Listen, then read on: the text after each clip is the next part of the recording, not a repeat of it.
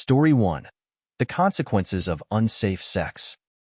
The last boyfriend I had would often pressure me into having unprotected sex, and constantly would beg me to get on birth control despite me having a hormonal condition where I can't. He would often pretend the condom was on, and just pull out, and make up some excuse about it. So after he dumped me for someone else, I called him up and lied that I was pregnant. I told him to pay for the abortion or I was keeping it and then spent the money on some material items that would soften the breakup. Comment 1. He would often pretend the condom was on and just pull out and make up some excuse about it. In some countries, that is classified as sexual assault. Your next BF, don't allow them to do that to you. Comment 2. Stealthing, aka making your partner to believe there's a condom when there's not, is sexual assault. Comment 3. Trash all around. Comment 4. Cool petty revenge and all, but why the literal fuck would you stay with someone like that long enough for possible pregnancy to even be a consideration? Story 2. Neighbor instantly shamed by me and other neighbors for unnecessarily honking at me. So I have a neighbor who is just kind of toxic. She's kind of a princess and owns a personal trainer business. She's usually nice to me in person but regularly fights with others.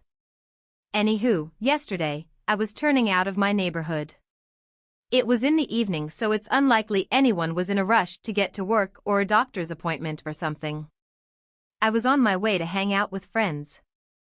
I never turn right on red at this particular intersection because I can't see around the corner and people drive like maniacs here. There's usually a kid on a bike that blasts through, and I was almost hit last time I tried touring on red, so I just wait until the light is green because it's safer.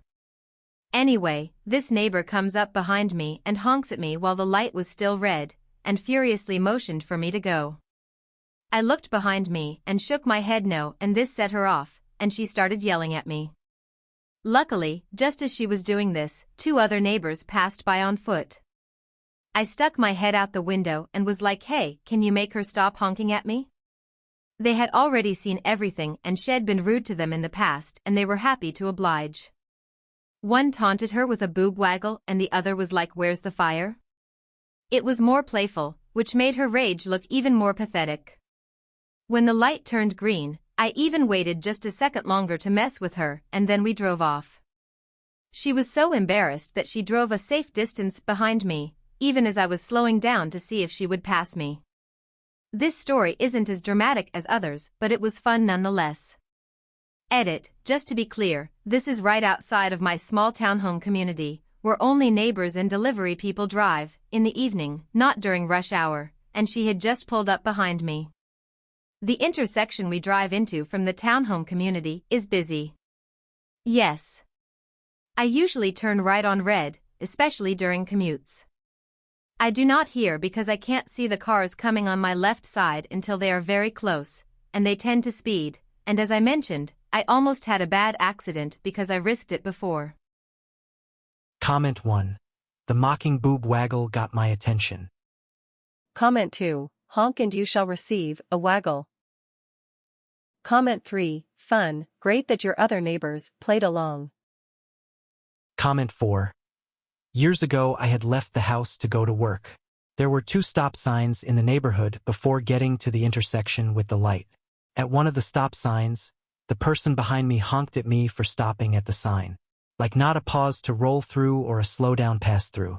It was not a long stop, just a break and then go. She then spent the time waiting for the red light to turn at the lighted intersection, scolding me from behind her wheel. I assume as much as it looked like she was yelling and wagging her finger at me a lot. I waved back at her and it pissed her off so much more. It was honestly very funny. Story 3. Psycho tries to frame my roommate, so I spoil her TV. So 2 months ago, my roommate lent his car keys stolen to his friend because her car died. The next day he had to go to work, but she refused to give them back. So when my roommate tried to take them from her and she bit, scratched, hit, and kicked him, and he was covered in marks. Ever since this incident, the crazy bitch has been trying to mess up his life in any way she can.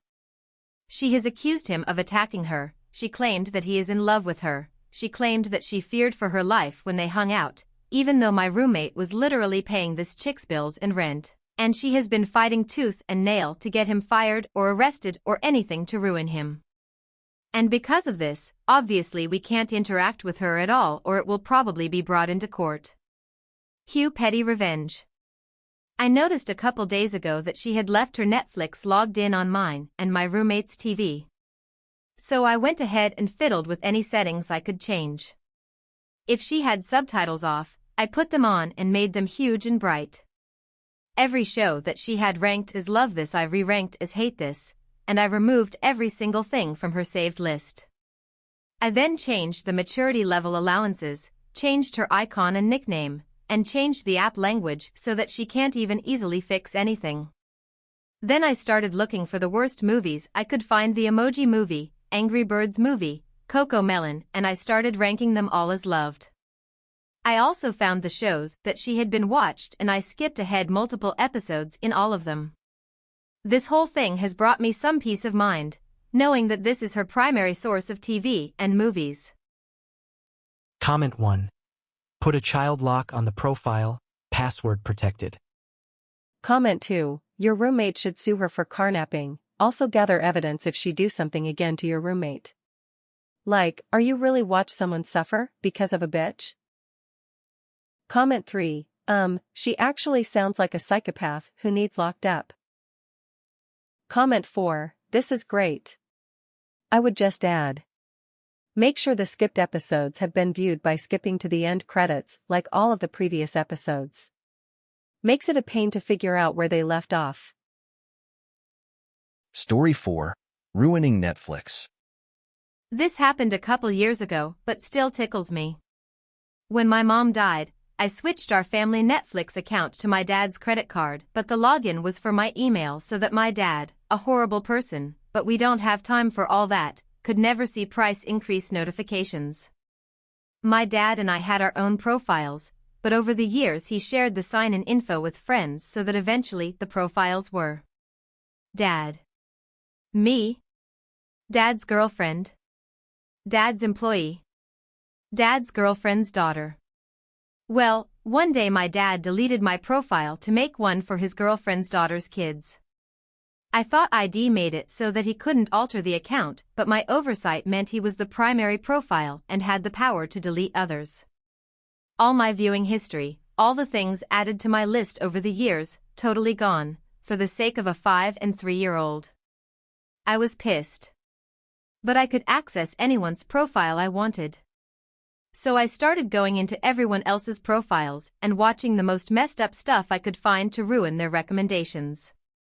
You like reality TV and cooking shows? Cool, get ready for horror movie recommendations. The last thing you watched was about Vikings? No, it was an experimental art house indie flick. Eventually Dad asked me to delete the account altogether, but I had my fun for about a year. Comment 1. My ex stayed at mine 5 days a week and didn't seem to understand the increase in bills this caused. A year before we split, I managed to get him to agree to pay the Sky TV/broadband package. Came from his bank, but Sky was in my name. Couple of months later, he got me to add a few of the subscription channels as he didn't mind paying. He left me for someone he'd been having an affair with. It was nearly 10 months after the split before he called and asked if I could cancel the DD coming from his account. You can tell I didn't pick him for his brains. Told him it was something only he could do, and before anyone suggests it, I know I could have simply changed it, but why should I after 4 years of paying for pretty much everything? He asked if I could pay him back the 9 months he'd been paying for. Bloody liberty. Needless to say, I got another 2 months free while waiting for him to sort himself out. Cancelled it after, but thanks for the year of free maximum package SKYTV ya plonker. Comment 2. Whenever I house/dog sit for my sisters, I inevitably receive an outraged phone call asking A, what I did to their Netflix recommendations, and B, how to turn off the subtitles. That's the price you pay, girls. Nothing is truly free. Comment 3. Suggested for you, all the horror films. Comment 4. When we were kids, my sister and I shared an old Jeep. We were supposed to fill the tank when we used it, but she wouldn't do that. Instead, she'd leave whatever loose change she had on her at the time.